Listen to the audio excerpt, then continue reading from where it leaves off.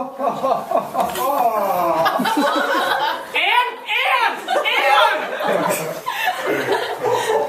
is this?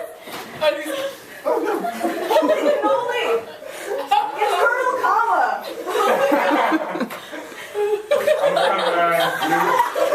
It's like right in front of us. What are you doing here?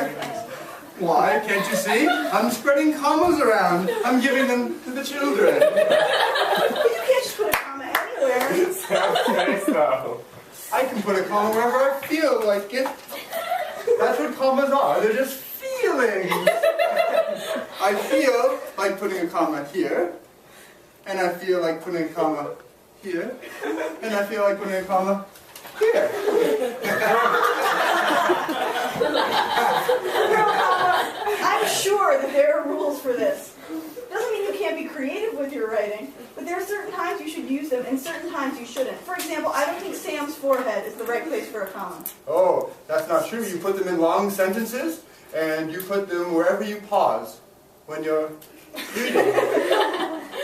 When your mustache falls off. It's not even real.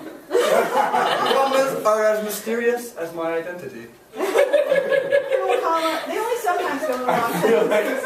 And they only sometimes go where you pause. Those are good places to look to put commas, but they don't necessarily go there.